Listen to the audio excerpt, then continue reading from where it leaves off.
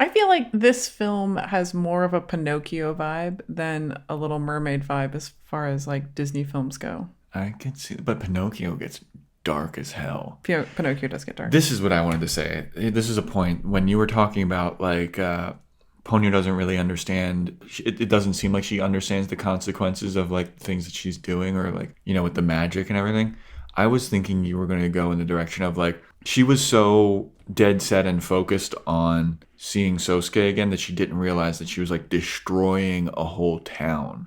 That's Well, what there's I that thought. too. I thought that she was going to have to like reckon with that eventually, because like this town gets underwater Yeah. and only It's like such an two things are above water, and it's the senior center. Well, not even the senior center. The senior center gets is in a underwater. magical bubble of Yeah. some kind where water is happening but not happening. That was some Fujimoto magic, okay? Yeah. He allowed people to breathe underwater with magic. That's what I read on Wikipedia. How did he do it? Who knows? How did he hook up with the sea? Who knows? But I agree that she did cause a lot of chaos. I think it's a really powerful image of having the clothes that were out on a line to dry, but they're like, instead of waving in the wind, they're like just underwater. Yeah.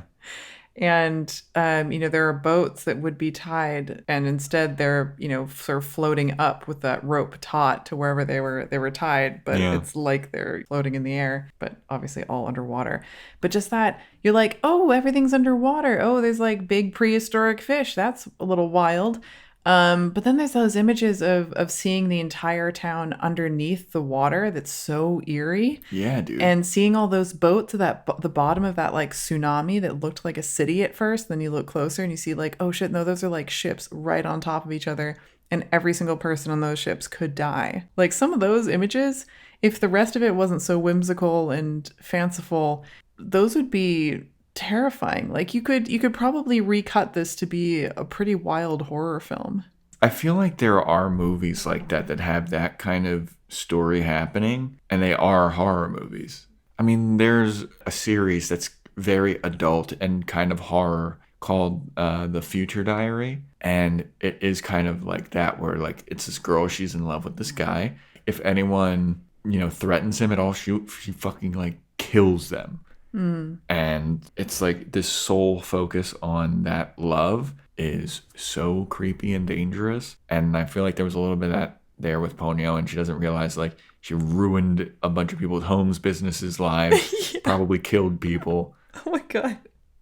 The dark side of this That is the dark is side very of dark. this. I mean, Yeah. you saw a bunch of people on those fucking boats, and they were all going to the hotel. Not everybody made it on those boats, I don't think. Thanks for watching that clip from the Anime Movie Podcast. Follow the links in the description below to hear full episodes, and please subscribe to our YouTube channel for more fun clips like this.